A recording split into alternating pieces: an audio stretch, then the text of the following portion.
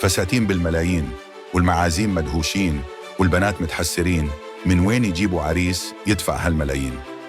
رح نفرجيكم أغلى 5 فساتين للزفاف في العالم. ما عنا معلومات مين دفع الكلفة، بس بنتوقع الزوج، الله يصبره ويعوضه. بيجي في المرتبة الخامسة فستان بنت الحلال القنوعة كيت ميدلتون، المصممة سارة بيرتون. سهرت الليالي وهي عم ترسم التصميم وتقص وتخيط بهالفستان، وطبعاً ما في شي ببلاش، بس هي أسعارها رخيصة جنب غيرها، وعملت لهم تخفيض بالفاتورة اللي طلعت 434 ألف دولار بس.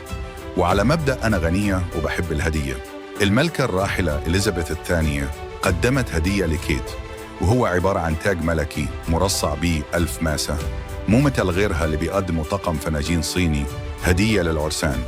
أما المرتبة الرابعة فكانت لفستان زفاف كريستينا مراد، باعتبار عمها أبو زوجها هو إيلي صعب، فالمخلوقة كانت محظوظة كتير، لأنه إيلي بنفسه صمم الفستان مشان ما يخجل قدام ابنه وكنته وقدام المعازيم والصحافة.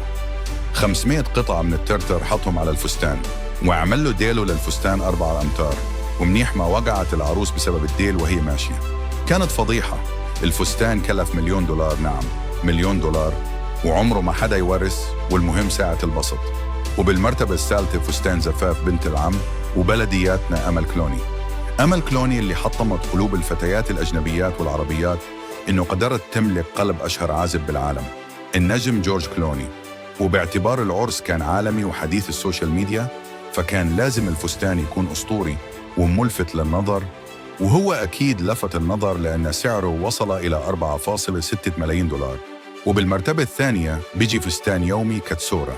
يومي كاتسورا مو هي العروس والفستان ما حدا لبسه حتى وقتنا الحاضر. يومي كاتسورا هي مصممة يابانية صممت فستانين للعرس، وللأسف ما حدا اشتراهم للأن نظراً لسعر الفستان اللي وصل إلى $8.5 مليون. الفستان صمم من الحرير الفاخر والساتان، وتميز بأحجار كريمة ثمينة مع زخرفة معقدة، وحطت فيه المخلوقة 1000 لؤلؤة وزخرفة نادرة من الذهب الأبيض عيار 5 قراريط. يعني الفستان ما بده خزانة للتعليق، بل بده خزنة حديدية مصفحة مشان ما ينسرق. وبالمرتبة الأولى فستان زفاف أنجيلا بيبي.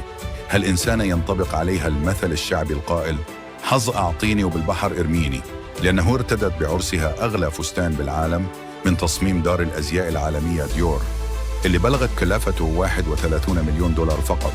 وبحسب ناطق رسمي رفض التصريح عن اسمه من دار الأزياء العريقة، فقد أفاد بأنه فستان أنجيلا. طول الشغل فيه قرابة 5 أشهر، والغريب بالفستان أنه صمموه من 7 تنورات داخلية، وديل طوله 10 أقدام، وحوالي 100 وردة من الدانتيل الشانتيلي. فتأمل يا رعاك الله.